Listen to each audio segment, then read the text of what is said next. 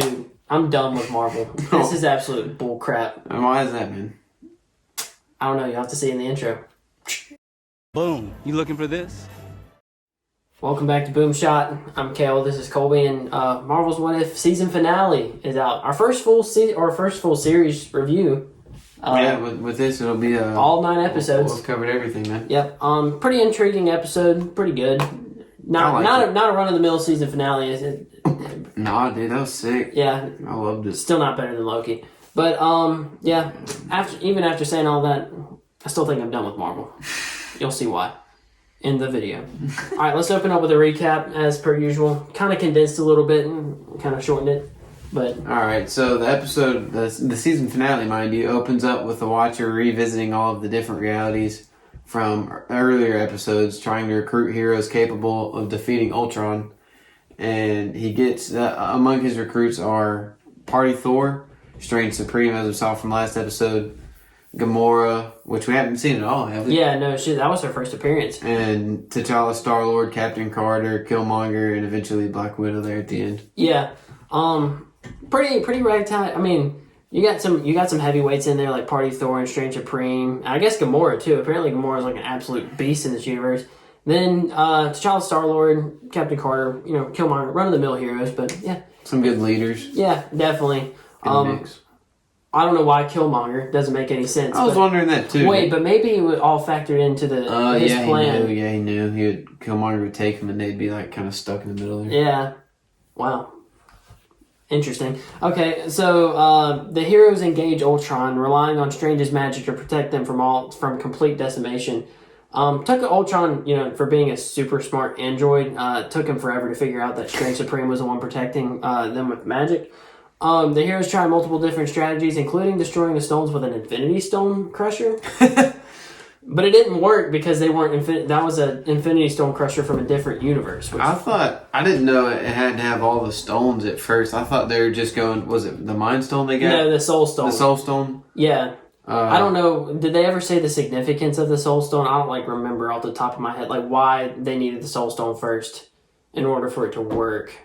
I don't know. I thought they were just going to crush that one. Yeah. And then be like, yo, we got the upper hand now. But apparently they had to get all of them at once. I mean, is Strange Supreme more broken with Ultron's got 5 Infinity Stones. Is Strange Supreme better than Ultron with 5 Infinity Stones? But dude, he's pretty good. He still had a time stone, right, from his universe because he used it. Yeah, because Ultron tried to reverse time, and then he uses octopus arm. He's like, nope, not my watch. That was pretty cool. Yeah. But after that, the heroes eventually end up losing, even after Strange Supreme uses his powers to defeat Ultron.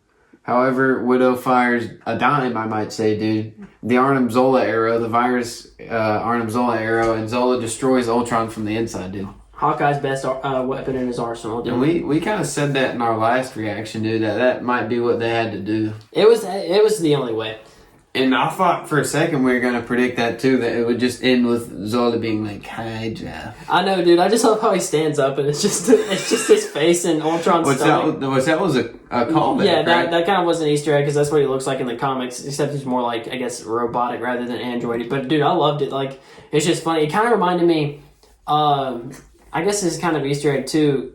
While he was inside Ultron's consciousness, you see Zola with his face or whatever, and then you see Ultron, and it kind of reminded me of Avengers: Age of Ultron, where Jarvis and Ultron were fighting each other on the cyber sphere or whatever. Mm-hmm. But pretty interesting. Killmonger betrays the team as per usual, and takes the stones and tries to use them to repair reality, or so he claimed. However, Zola, in Ultron's body, I must note, gets up and commands the stones back to him. TV face is officially the MCU.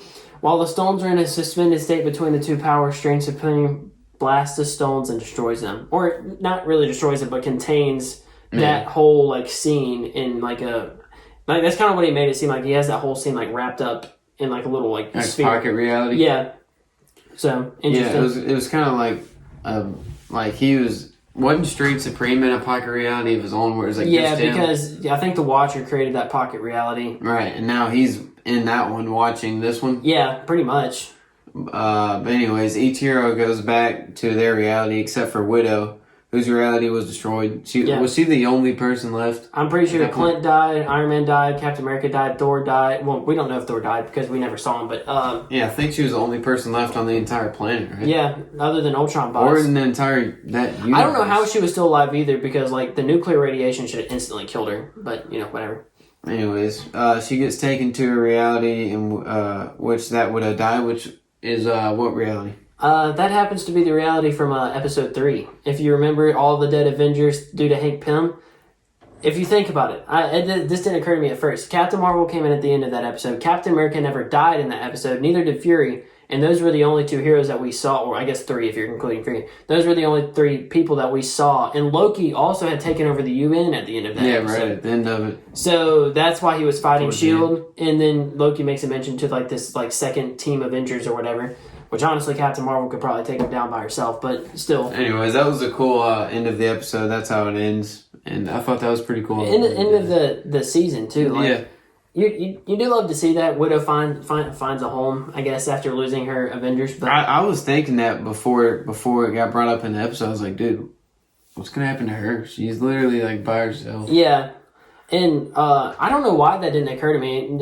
I guess we can go into our biggest questions now, and kind of like. This was my biggest question. Actually, somebody pointed this out to me. I didn't even think about this, but why did Widow not get teleported back to the regular MCU? Because, I mean, they lost a Widow, too. That would have been cool, dude. That would have been a cool tie-in. It really would have been sick. This Widow is pretty But then cool. the Hawkeye show would be basically pointless if Yolanda's going to be in it. Do you think they would bring back Scarlett Johansson? Yeah, I mean, when they pretty much have to, who else would be Widow? Are they on good terms, though? Nah, they settled for $40 million, dude. Did they? Yeah, those are some good terms on her end, dude. So there's no beef there anymore? Nah, apparently not. One of our inside sources, our infamous Spider-Man leaker, told me that. So Oh, so they're on good terms? yeah, they're on good Okay, terms. well that's good. So she probably would come back Yeah, as which would be cool to see. I wish she would have gotten. I mean, I never was like a huge Widow fan. Like, I mean, some people had to die in Endgame. Like, Marvel escaped pretty much. The only character they killed was Quicksilver. Gamora. Yeah, Like, she's back now, but Yeah, exactly. So, like, Marvel had to kill somebody off. I would have rather them killed Widow than Iron Man, but you know what? It's okay. Wait, were you going to say something? you can go ahead. I got a question I'm trying not to forget currently. Okay, go ahead and say it then, because we got these written down. Basically, you know how Strange Supreme was like, yo, you saw this whole thing coming? Yeah. Did he really, though? Watcher? Yeah. What? Because he seemed surprised at the end of, what was the episode? The one with Party Thor? He was like, oh, wait. And then what was he doing? He didn't really have control against, which I guess he doesn't anyways, in the last episode against Ultravision. Yeah, but that doesn't make sense either, because Thor was fighting Ultron bots in his universe, but then Ultron appeared in the other universe. That I don't even know. It's all crazy. But do you think he saw the whole thing coming? The Watcher? Maybe he was like maybe he was leading Ultron Did on. this whole thing on purpose? Yeah, maybe he was leading Ultron on, thinking that Ultron had the upper hand or whatever, but he knew there was a way to beat Why? him. What would be his motive? Just to give Strange Supreme something to do? No, to capture Ultron, because like Ultron would be like if You think this was going to happen anyway, so he did it in a way. I mean, I guess that, I mean, like, in my head it makes sense, but, like... What are you trying to say? Hold on. Like, maybe he did this because he knew Ultron could beat him. And so the only way that he could beat Ultron is to, like, play along with him, like, as a weaker And then trap opponent. him. And then trap him in that, so that way Strange Supreme could trap him in that pocket reality. Or kill, like, get Ultron. Ultron's dead, but now it's Zolatron and, Zolatron and we're coining that one. Zolatron and Killmonger. So what a fight, dude. Yeah. I mean, maybe that's just my kind of like. That makes sense. I was just wondering that. I don't know. That's kind of a good point as well. Like, did he really see it coming? Because he did seem sure as heck surprised. Another question that we had is, how in the world did Widow hit that shot? That was a Dilfer, dude. That was a deal for dime, dude. Bruh, I mean, this is for Clint, and just like nails him right in the eye, dude. maybe that's the key catchphrase there, dude. Dude, why was a Widow Hawkeye? Dude, she could have been with that shot, dude. Bruh, She could have played she 18 shot, shots. Yeah, no, she shot 17, dude. Good grief. I mean, that's kind of just like, you know, a meme. But next one is, why is Killmonger a jerk face in everything he's in, dude?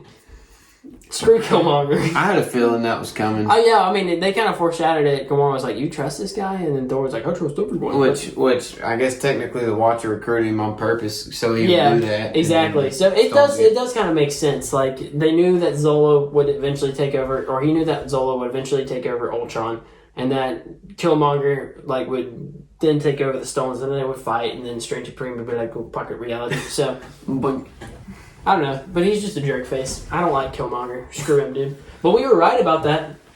That prediction, you remember we were talking about that team up in episode. oh yeah, that it was Yeah, Killmonger. We yeah. talked about that a while ago. Yeah, we just assumed because that was a good point by you. Is like he was the Black Panther if Black Panther T'Challa was there. So good point. Next up, we got some Easter eggs. We've already mentioned a couple. Yeah, with Zola and stuff. Yeah, so then we got at the beginning of the episode, it kind of like whenever Watcher goes and gets Captain Carter, it's like on the Lumerian star mission from the Winter Soldier. Yeah, I think it felt like a lot of the same. Yeah, like even the same dialogue, and Widow is telling her to like go ask this person out, or this person was wondering about her in like IT or something like that, and she's like, and whatever. But next, another Easter egg is Widow back in the Dead Avengers universe, as we've already mentioned, which is pretty interesting. That was cool, man. Dude, I hope they do more of that universe. I want to see what it ends up being, like who becomes a hero. I feel like they probably will. Yeah, definitely a next. It would I just think the way that it ended, like it ended with them fighting Loki, so maybe we get to see who And wins. it was interesting too with that they brought the zombies back into it. So do you think we'll get another zombies episode, or do you think that's kind of how that ends?